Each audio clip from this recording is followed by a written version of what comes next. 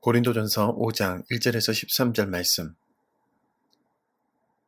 너희 중에 심지어 음행이 있다 함을 들으니 그런 음행은 이방인 중에서도 없는 것이라.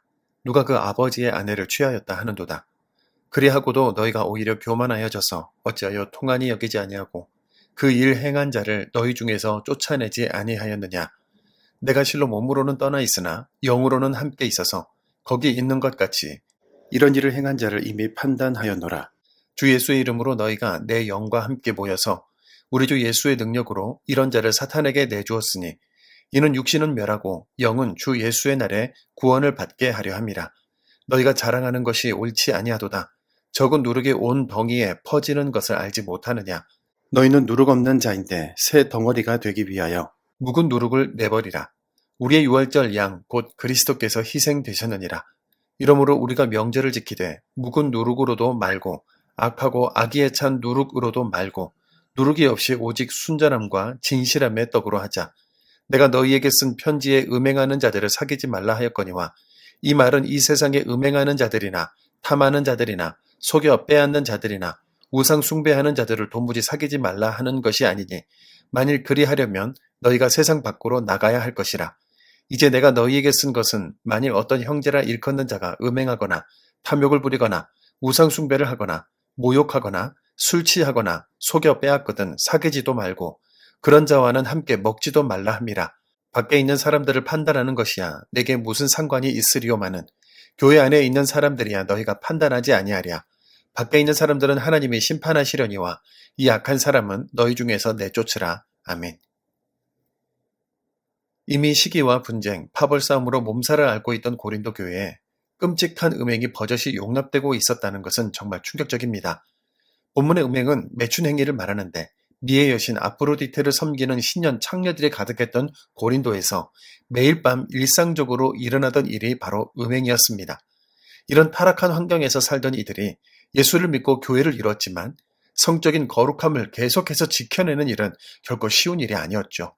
그런데 그리스도인이 되었으면서도 음행을 저지르는 걸 부끄럽게 여기기는커녕 이 세상에서 살아가려면 어쩔 수 없다는 이유로 적당히 포장하여 교회에서도 음행을 정죄하지 못하게 하는 분위기를 만들었다는 데 문제가 있습니다.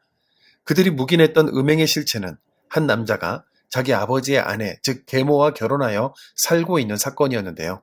어떻게 이런 사람이 교회 안에서 당당하게 얼굴을 들고 큰 소리를 치며 살 수 있었을까요? 그 배후에는 돈의 권세, 즉 만몬의 힘이 숨어 있는 것으로 추정합니다. 당시 로마법에 따르면 아버지의 사망 후 유산은 대부분 계모에게 상속되었는데 계모와 결혼한 이 남자는 아버지의 재산을 차지하기 위해 계모와 결혼하는 꼼수를 부린 것으로 성경학자들은 해석하고 있습니다. 아마도 그는 엄청난 재산을 가진 지역 사회의 유지였고 교회에서 가장 큰 재정 후원자였을 겁니다. 가난한 고린도 교회는 그 후원자의 지원 때문에 유지되고 있던 터라 그 사람을 교회법에 따라 징계하지 못했던 거죠. 이처럼 교회가 세속화되면 돈 많고 유력한 자가 하나님과 그분의 말씀보다 위에 서게 됩니다.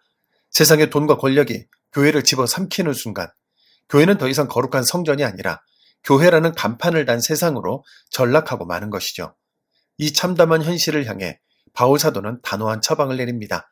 그를 사탄에게 내어주라. 이 말씀은 그를 단순히 영원한 파멸로 밀어 넣으라는 저주가 아닙니다. 여기서 사탄에게 내어준다는 것은 교회 공동체에서 내보내는 출교를 의미합니다. 공동체를 떠나 스스로 부끄러움을 깨닫고 회개하게 하려는 뼈아픈 사랑의 징계인데요. 비록 그의 육체적 본성과 교만으로 인해 교회 공동체에서 쫓겨날지라도 그의 영혼은 마침내 주의 날에 구원을 얻게 하려는 의도의 행위입니다. 사람은 누구나 잘못할 수 있죠. 그러나 진짜 비극은 잘못을 잘못으로 인정하지 않고 기득권의 힘을 빌려 정당화하는 완악함에 있지 않을까요? 바울 사도는 고린도 교회의 또 다른 고질병도 지적합니다. 너희가 자랑하는 것이 옳지 아니하도다. 적은 누룩이 온 덩이에 퍼지는 것을 알지 못하느냐.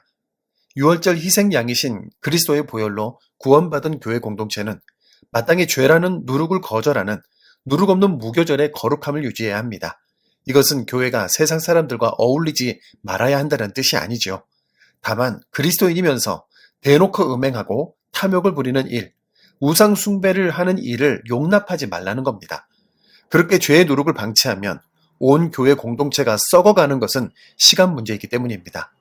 오늘날 우리 시대의 교회는, 그리고 우리 신앙의 공동체는 하나님 앞에서 얼마나 순결하다고 말할 수 있을까요? 세상이 도리어 교회의 도덕성을 걱정하고 수많은 부끄러운 모습들이 연일 유서를 장식하는 오늘의 현실이 바로 세속화된 교회의 말로일 것입니다. 우리가 하나님의 자녀다운 거룩함을 상실하는 순간 교회는 맛을 잃은 소금처럼 세상의 발에 짓밟히게 될 것입니다.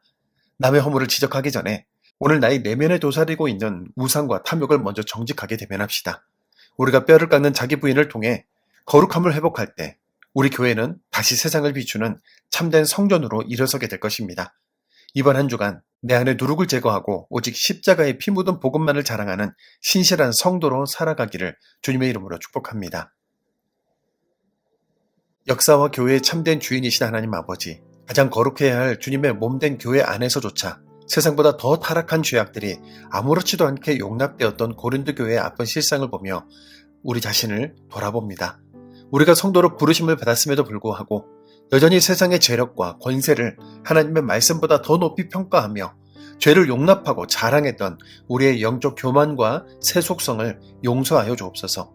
성전의 장사치들과 환전상들을 엎으셨던 주님의 거룩한 채찍이 오늘 우리 마음에 임하게 하셔서 주님이 거하실 만한 깨끗하고 거룩한 성전으로 우리를 빚어주옵소서.